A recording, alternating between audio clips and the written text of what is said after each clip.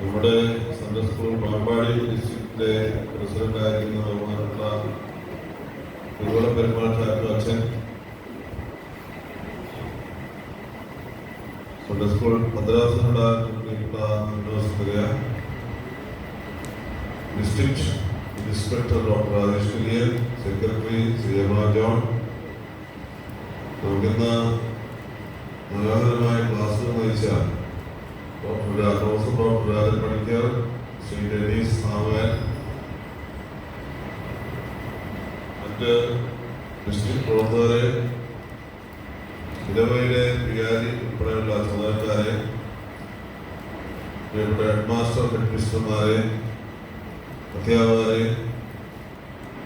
മാതാപിതാക്കളെ, പ്രത്യേകിച്ച് കുഞ്ഞുങ്ങളെ, എല്ലാവർക്കും ദൈവനാമത്തിൽ സ്നേഹം നൽകിക്കൊണ്ട് സൺഡേ സ്കൂളിൻ്റെ പാമ്പാടി ഡിസ്ട്രിക്ട് വാർഷികം ദൈവനാമത്തിൽ നിങ്ങളുടെ അനുഭവത്തോട് ഉദ്ഘാടനം ചെയ്തതായി ഞാൻ അറിയിച്ചു.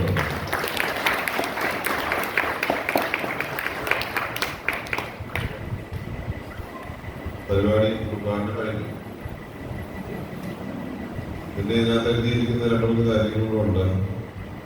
മുൻകാല ഹെഡ് മാസ്റ്റർമാരെ, ഭാരവാഹികളെ ആദരിക്കുക, മികച്ച അധ്യാപകരുടെ അവാർഡ് സമർപ്പണം, മാതൃകാ സൺഡേ സ്കൂളിന് അവാർഡ് സമർപ്പണം, ബാങ്ക് ജേതാക്കളെ ആദരിക്കുക, സഹപാഠി മത്സര വിജയികളെ പ്രത്യേക അനുമോദിക്കുക, വിവിധ തലങ്ങളിൽ മികവ് പ്രവർത്തിച്ച സൺഡേ സ്കൂളിനുള്ള അവാർഡുകൾ നൽകുക. ഇങ്ങനെ ഒരുപാട് കാര്യങ്ങൾ ഇതിന് വളരെ മറ്റൊന്നായുണ്ട്.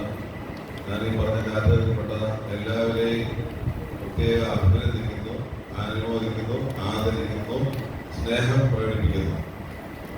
ഇതിനകത്ത് ബാക്ക് പേജില് അകത്ത് 5 പേരുടെ ചിത്രങ്ങളുണ്ട്.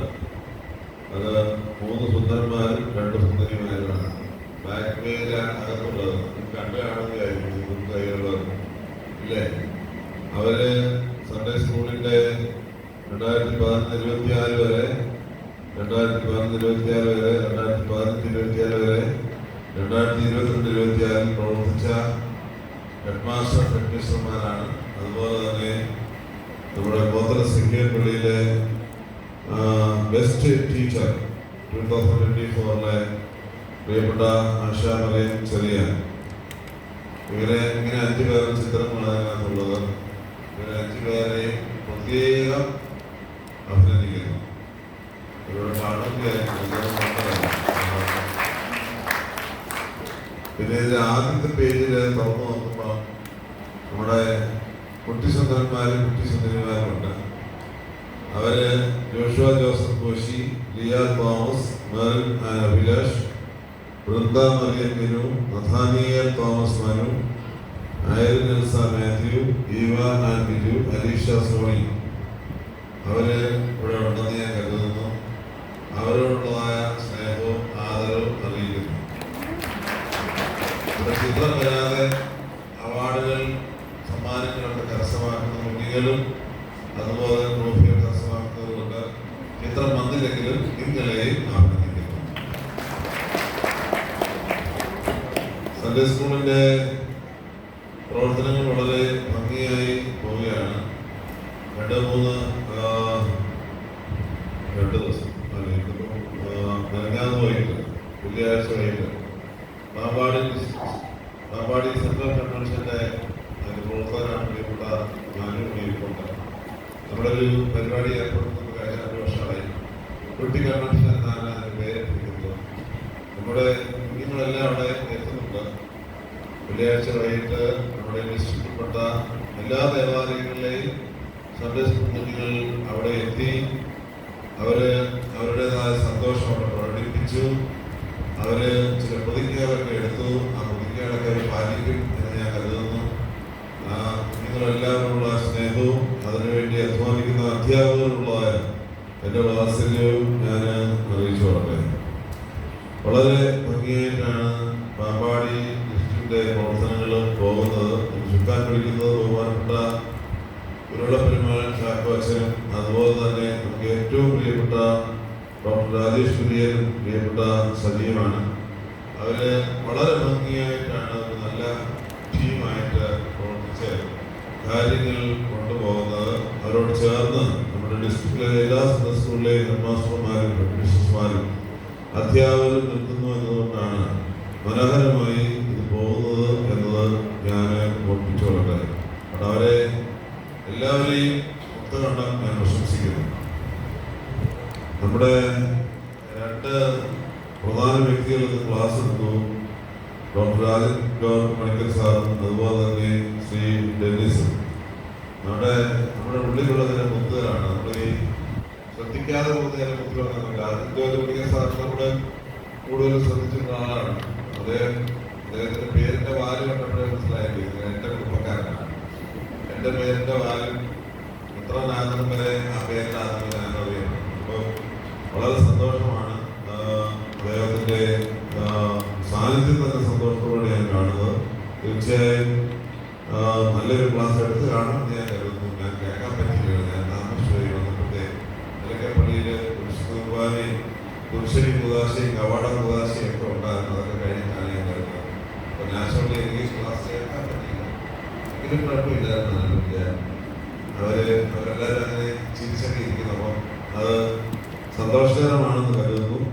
പ്രിയപ്പെട്ട ഡെന്നിസ് ആള് കാണുന്നവർ തന്നെയാണെന്ന് എനിക്ക് മനസ്സിലായി.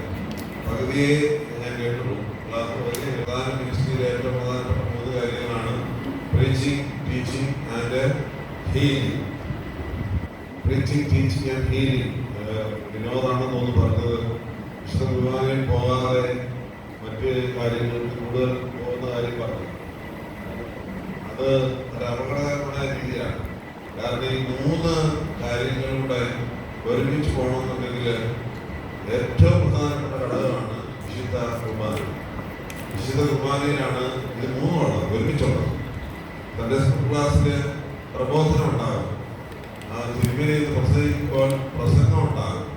പക്ഷേ പ്രീച്ചിങ്, ടീച്ചിങ് ആൻഡ് ഹീലിംഗ് ഒരുമിച്ച് നടക്കുന്ന ഏറ്റവും പ്രധാനപ്പെട്ട ശുശ്രൂഷയാണ് വിശുദ്ധ കുർബാന. വിശുദ്ധ കുർബാന മുടക്കിയിട്ട് ഒരു കാര്യവും ചെയ്യുന്നു. 2018 പരിശുദ്ധ പൗലോസ് ബാവാതിരുമേനി പള്ളിയിൽ ഒരു കർമ്മം അയച്ചാൽ പള്ളിയിൽ വായിച്ചോളാം. അതിനെ ഒന്ന് പുതുക്കി വീണ്ടും പള്ളിയിൽ അയക്കണമെന്ന് ഇങ്ങനെ പറഞ്ഞിട്ടുണ്ട് ഇപ്പോഴത്തെ ബാവാതിരുമേനി. കാരണം ഈ നമ്മുടെ ഈ പള്ളികളിലെല്ലാം വിശുദ്ധ കുർബാന സമയത്ത് എല്ലാ ഓഫീസുകൾ അടച്ചിടണമെന്നാണ് എൻ്റെ അഭിപ്രായം. പള്ളി ഓഫീസ് വരെ അടച്ചിടണം. പള്ളി ഓഫീസ് വരെ അടച്ചിടണം. കൈസാരി സെക്രട്ടറി മാനേജ്മെന്റ് ഏരിയകളും ആധ്യാത്മിക സംഘടനക്കാരെല്ലാവരും ആരാധന സമയത്ത് എവിടെ കാണണം? പള്ളിയിൽ കാണണം. വികാരി എവിടെ നിൽക്കുന്നു അതിന് കീഴിൽ എല്ലാവരും കാണണം എന്നുള്ളതാണ് നമ്മുടെ നിയമം. അത് വളരെ കൃത്യമാണ്. വിശുദ്ധ കുർബാനയ്ക്ക് കൈമുട്ടുന്നതിന് തൊട്ട് മുമ്പ് അവരാദ്യം വന്ന് കൈമുട്ടിയിട്ട് ഓഫീസുകളൊക്കെ തുറന്ന് പ്രവർത്തിക്കണം. അതാണ് നമ്മുടെ സാധാരണ പാരമ്പര്യം. ആ സാധാരണ പാരമ്പര്യത്തിൽ വ്യത്യസ്തമായ ചില ശൈലികളൊക്കെ അങ്ങനെയൊക്കെ ഉണ്ട് എന്നതാണ് ഈ ഇങ്ങനെയുള്ളതായ ചില ഡീവിയേഷനൊക്കെ സംഭവിച്ച് പോകുന്നതിന്റെ പ്രധാനപ്പെട്ട കാരണം. 2018 പരിശുദ്ധ പൗലോസ് ബാവാതിരുമേനി ഇത് മനസ്സിലാക്കി ഒരു കൽപ്പന അയച്ചതാണ്. പക്ഷെ അത് കുറച്ച് നാളത് പാലിച്ചെന്ന് എനിക്ക് തോന്നുന്നു. പിന്നെ വീണ്ടും അത് മറന്നുപോയിട്ട് വീണ്ടും അതുപോലെ ചില പേരൻസ് ഉണ്ട് കുഞ്ഞുങ്ങളെ കൊണ്ടുവന്ന് പള്ളിയിലാക്കിയിട്ട് അവരൊക്കെ തിരിച്ചു പോകുന്ന പരിപാടി അങ്ങനെയും ഉണ്ടെന്ന് ആണ് ഞാൻ കേൾക്കുന്നത്. അത് ടീച്ചേഴ്സും പേരൻസും ഒക്കെ വളരെ ഗൗരവത്തോടെ മറ്റൊരു വിഷയമാണ്. ഏറ്റവും വലിയ സൺഡേ സ്കൂൾ ക്ലാസ് അല്ല. ഏറ്റവും വലിയ സൺഡേ സ്കൂൾ വിശുദ്ധ കുർബാനയാണ്. വിശുദ്ധ കുർബാനയാണ് എല്ലാത്തിൻ്റെയും മറുപടി. The crown of each and everything in the church. സഭാജീവിതത്തിലെ ഏറ്റവും പ്രധാനപ്പെട്ട ഒന്നാണ് വിശുദ്ധ കുർബാന എന്നത്. അപ്പൊ അതിനെ ഉടക്കിക്കൊണ്ടുള്ള ഒരു പരിപാടി നിങ്ങൾ ആരും ചെയ്യരുത് എന്നുള്ളത് സ്നേഹപൂർവ്വം ഞാൻ പറയുകയാണ്. ഇന്ന് ഉത്തരവിക്കൽ ഞായറാഴ്ചയായിരുന്നു. നോമ്പില് പെരുമാളാച്ചനെ വളരെ ഭംഗിയായിട്ട് പരിസ്ഥിതിയെ കുറിച്ച് പറഞ്ഞല്ലോ. നമ്മുടെ ജലത്തിന്റെ ശുദ്ധീകരണം, ജലത്തിന്റെ ഉപയോഗത്തെ കുറിച്ചൊക്കെ പറഞ്ഞല്ലോ. ഞാനിതിനെ അച്ഛന് പറഞ്ഞുകൊണ്ടിരുന്നപ്പോൾ ഞാൻ പെട്ടെന്ന് തോന്നി ഇതിനെ ഗാന്ധിയുടെ കഥ പറയാൻ പറഞ്ഞു. നമ്മുടെ കഥ ഞാൻ കേൾക്കാറില്ല. നമ്മുടെ അന്തോണിയോസിന് വേണ്ടി കാര്യം ചെയ്ത അന്തോണിയോസിന് വേണ്ടി ഞങ്ങൾ സിന്നോസിന് ഞങ്ങളോട് പറഞ്ഞാണ് ഒരു തിരുവേമാരെങ്കിലും പൈപ്പ് തുറന്നാൽ കപ്പിൽ വെള്ളം പിടിച്ച് മുഖം കഴുകിക്കോണം, പൈപ്പ് തുറന്നിട്ട് മുഖം കഴുകാൻ ശ്രമിക്കരുത് എന്ന് ഞങ്ങൾ തിരുവേമാരോട് എനിക്ക് പറഞ്ഞു തരാറുണ്ട്. അതുകൊണ്ട് രാവിലെ പള്ളിയാക്കാനായിട്ട് ഒരു പ്രശ്നം വേസ്റ്റ് എടുത്ത് പൈപ്പിൽ വീട്ടിൽ നിന്ന് ആദ്യം പറഞ്ഞു.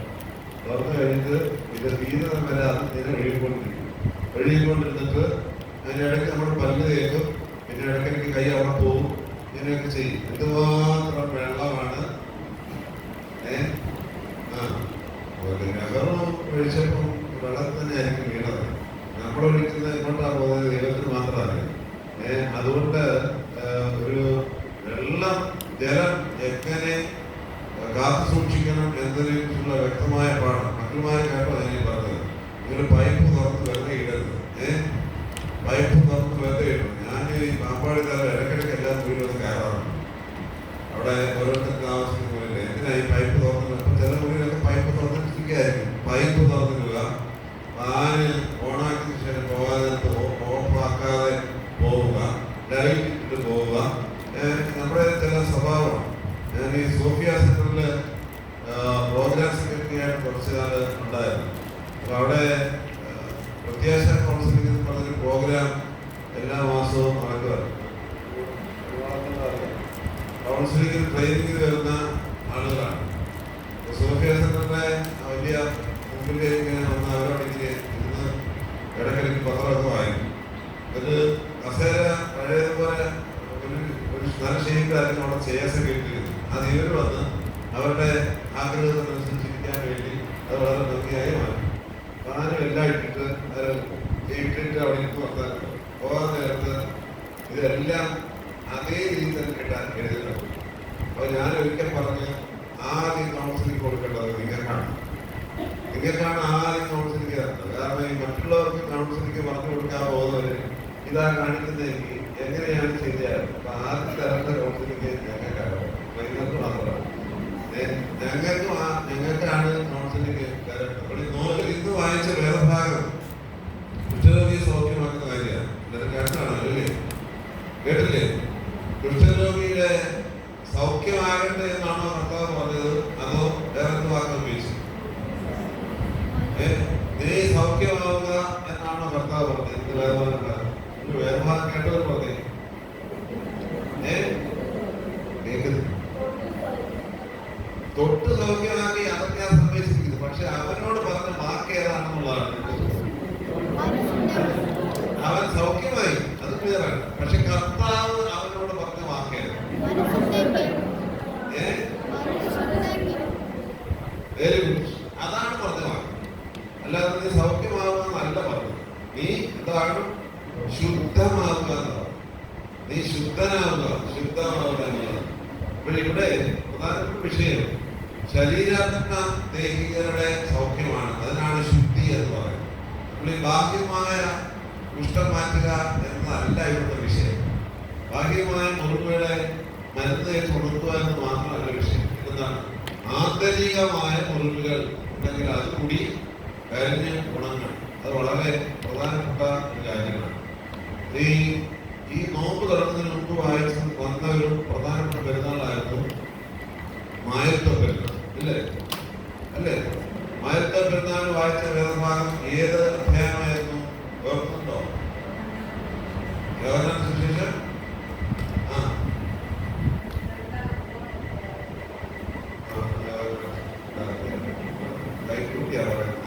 പറഞ്ഞു. രണ്ടാം തോന്നുന്നു. യോഹന്നാൻ സുവിശേഷം 2ാമത്തെ കാനാന കല്യാണത്തിന് വെള്ളത്തെ എങ്ങനെയാക്കിയതാണ്.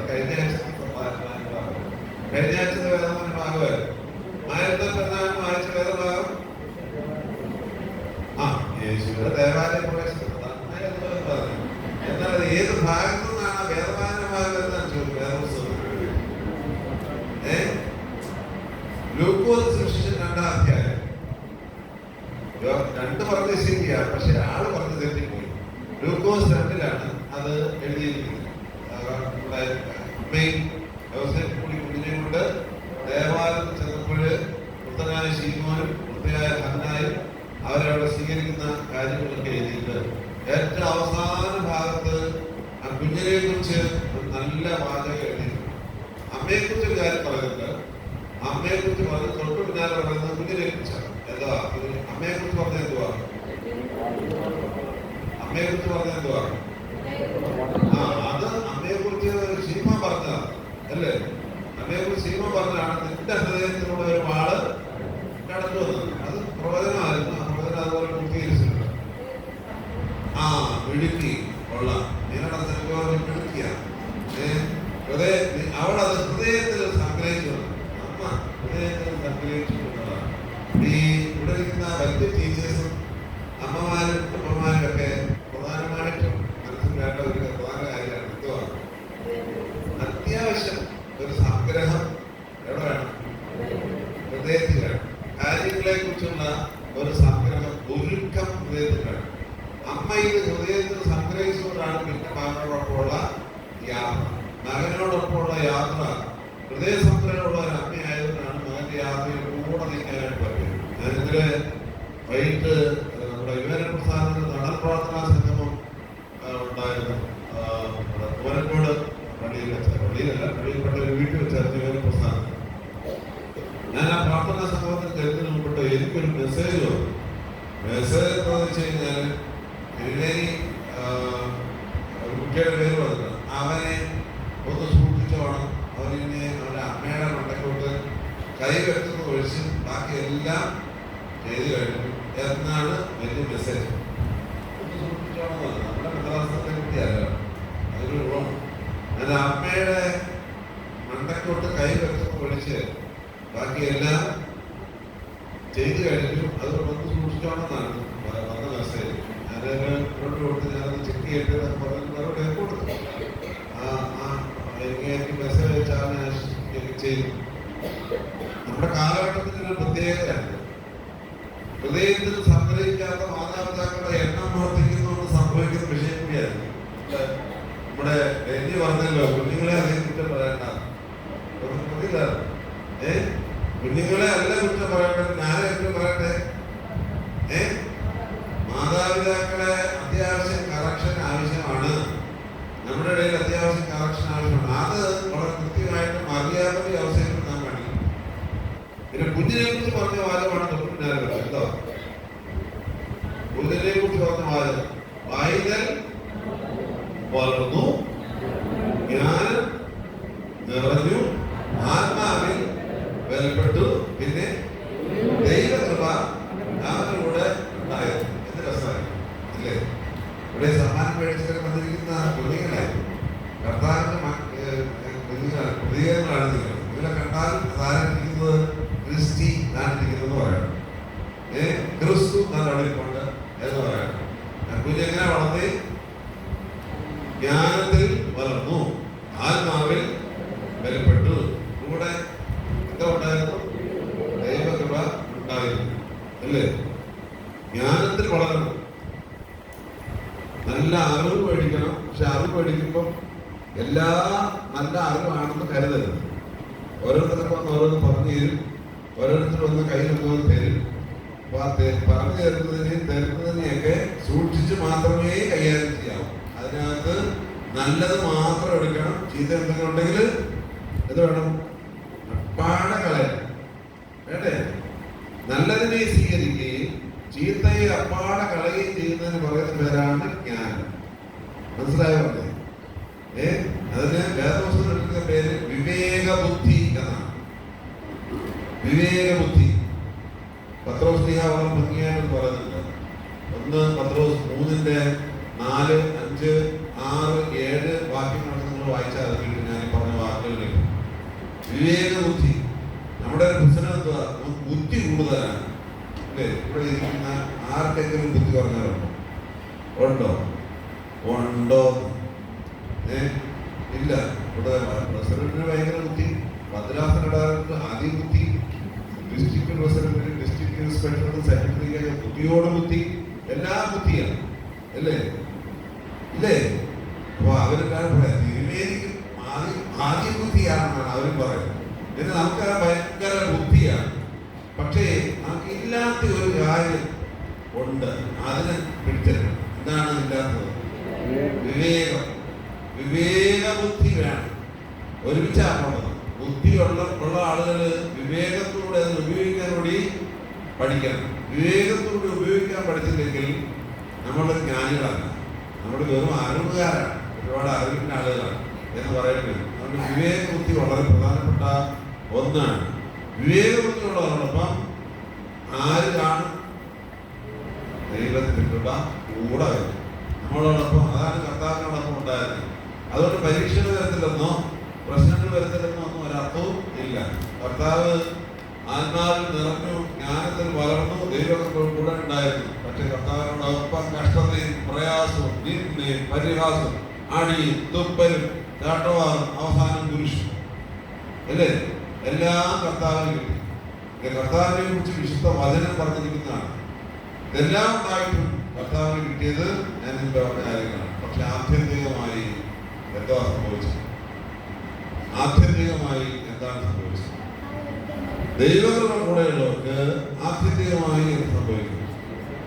ഉയർപ്പുണ്ടാകും, മരണത്തെ ജയിക്കും, വിവേകമുണ്ടാകും, വളരെ ഉന്നതി ഉണ്ടാകും.